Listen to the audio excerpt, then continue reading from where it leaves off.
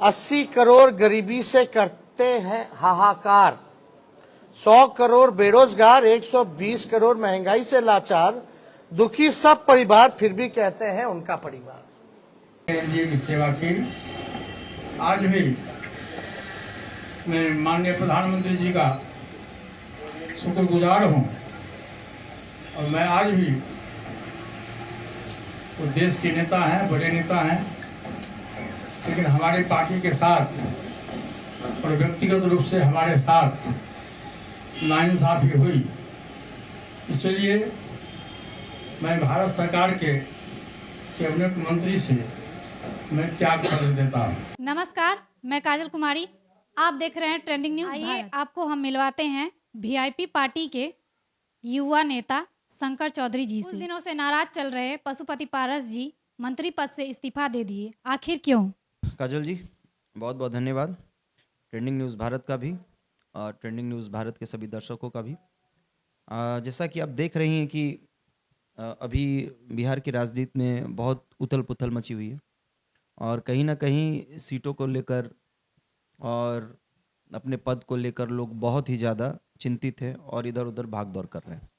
और जैसा कि आपने बोला कि पशुपति पारस जी के बारे में, जिन्होंने अभी हाल ही में आज के आज इस्तीफा दिया अपने पद से, केंद्रीय मंत्रिमंडल में वो शामिल थे, जिन्होंने इस्तीफा दे दिया। ज़्यादातर मामलों में ये देखा गया है कि संतुष्ट न होने के कारण लोग इस्तीफा देते हैं, पर जहाँ तक आप देख पा रही होंगी और बिहार की जनता देख पा रही हैं, जान पा रही हैं कि पशुपति पारस जी जो है, उन्होंने एक अपनी पार्टी बनाई, उनके भतीजे चिराग पासवान ने एक अलग पार्टी बनाई और दोनों का निष्ठा और आस्था कहीं ना कहीं एनडीए में और नरेंद्र मोदी में था। अब बात यहाँ पे आती है कि आखिर ऐसा क्या कारण हुआ, ऐसा क्या आपस में तालमेल की त्रुटि हुई जिसके कारण से सीट बंटवारे में कहीं भी पशुपति पारस जी को नहीं रखा गया। आखिर इसका कारण क्या है, यह स्पष्ट अभी तक नहीं हो पाया और ना ही खुल के पशुपति पारस जी बोले हैं। बस उन्होंने सिर्फ इस्तीफा दिया है और मीडिया के सवालों को दरकिनार करते हुए उठकर चले गए। अब हम लोग कयास लगा सकते हैं कि इसके पीछे कारण क्या हो सकता है। जैसा कि आपने देखा कि रामविलास जी के मरने के बाद पार्टी दो भागों में बंट गई और हर मौके पे हर मीडिया कर्मी के सामने, कैमरे के सामने चिराग पासवान बोलते नजर आए कि मैं मोदी का हनुमान हूँ और उन्होंने अपनी निष्ठा बरकरार रखी और विधानसभा में भी वो लड़े और नीतीश को अच्छा खासा डैमेज करते हुए एक अपना जन समर्थन हासिल किया।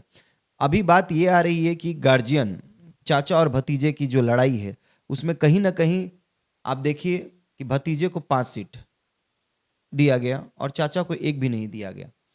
तो चाचा को जो एक भी सीट ना मिलना और भतीजे को 5 सीट मिलना, और कहीं ना कहीं जो 5 सीट जो मिला है उस पे उनके सिटिंग जो थे सांसद थे, वो सारे के सारे चिराग के तरफ ना होकर पशुपति जी के तरफ थे और अब वो 5 के 5 सीट जो चिराग को मिला है और सिटिंग जो वहाँ पे सांसद थे वो इनके तरफ थे।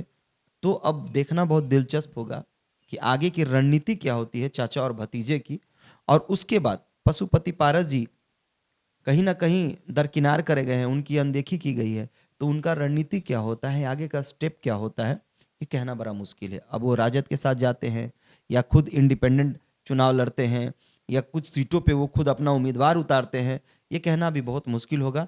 तो इसके लिए हम लोग को कुछ रुकना पड़ेगा 1-2 दिन, बहुत जल्द कुछ कहना जल्दबाजी होगी, इसलिए मेरा कहना है कि कुछ 1-2 दिन के बाद सारी बातें स्पष्ट हो जाएंगी, क्लियर हो जाएंगी।